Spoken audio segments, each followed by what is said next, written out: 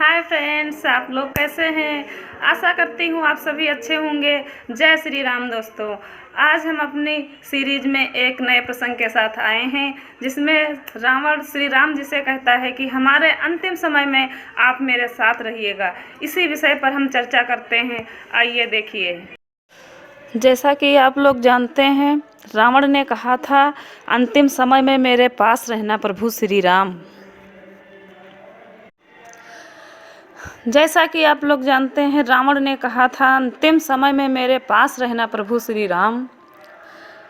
श्री रामचरितमानस और दूसरी रामायणों के मुताबिक लंका पर विजय के पहले श्री राम ने शिव की पूजा करनी चाहिए।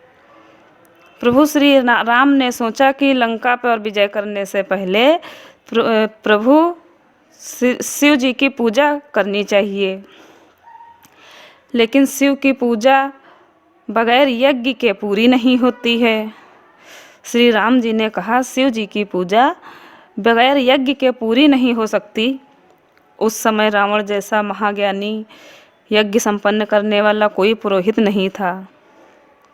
उस समय रावण जैसा महाज्ञानी यज्ञ संपन्न करने वाला कोई पुरोहित नहीं था। ऐसे में समस्या यह थी कि जिस लंका पर विजय हासिल करनी है उसी लंका के राजा रावण से यज्ञ कराने के लिए किस व्यक्ति को भेजा जाए। श्री राम यही सोच रहे थे कि किसको भेजा जाए। इतने में वहाँ जामवंत गए और रावण से कहा, 2 वनवासी यज्ञ कराना चाहते हैं, क्या आप उनका यज्ञ संपन्न करा देंगे। जामवंत जी ने रावण से कहा, यहाँ 2 वनवासी आए हैं जो यज्ञ करना चाहते हैं, क्या आप उनकी यज्ञ संपन्न करा देंगे। रावण ने कहा, मेरे द्वार पर जो आता है वह खाली हाथ नहीं जाता, लेकिन यज्ञ बिना पत्नी के संपन्न नहीं होता। यह बताइए क्या उनकी पत्नी उनके साथ है। रावण ने जामवंत जी से कहा, क्या उनकी पत्नी उनके साथ है। जामवंत ने कहा, उनके साथ उनकी पत्नी तो नहीं है, पर उनका भाई है। तब रावण ने कहा, पुरोहित का कर्तव्य होता है कि विधि विधान से पूजा संपन्न कराने के लिए सारी व्यवस्था स्वयं करके जाए। ठीक उसी समय पर 10 शीश रावण यज्ञ कराने रामेश्वरम पहुंच गए। श्री राम ने बड़ी विनम्रता से अभिवादन कर स्वागत किया। श्री राम ने रावण का बड़ी विनम्रता से अभिवादन कर स्वागत किया। रावण ने पूछा, यज्ञ तो पति पत्नी दोनों का रहना आवश्यक होता है। रावण ने श्री राम से कहा, यज्ञ में पति पत्नी दोनों का होना आवश्यक होता है। आपकी पत्नी कहाँ है। श्री राम ने कहा, वह तो नहीं है मेरे साथ। रावण ने कहा, मैंने वचन दिया था। तब रावण ने कहा श्री राम से, मैंने वचन दिया था कि यज्ञ में जिस जिस चीज़ की कमी होगी उसे मैं लेकर आऊँगा।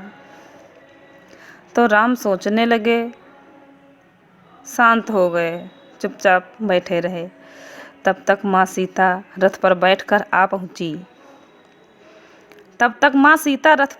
आ पहुँची थी। यज्ञ संपन्न होने के बाद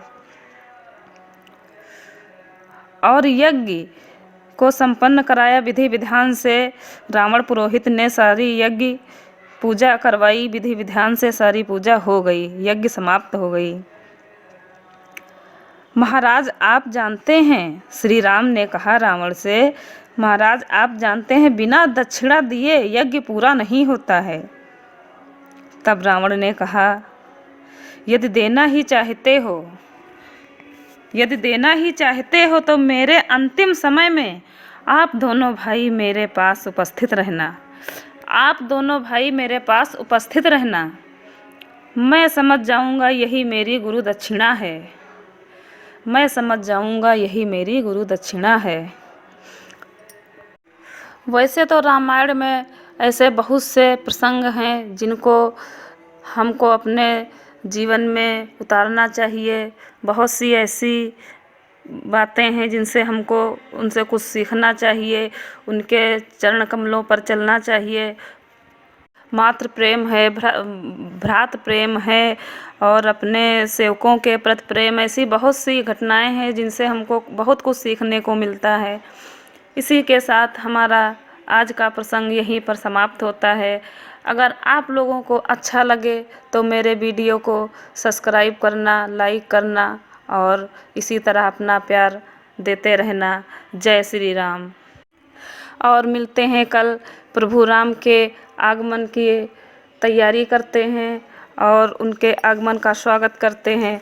कल मिलते हैं श्री राम के आगमन के साथ। जय श्री राम।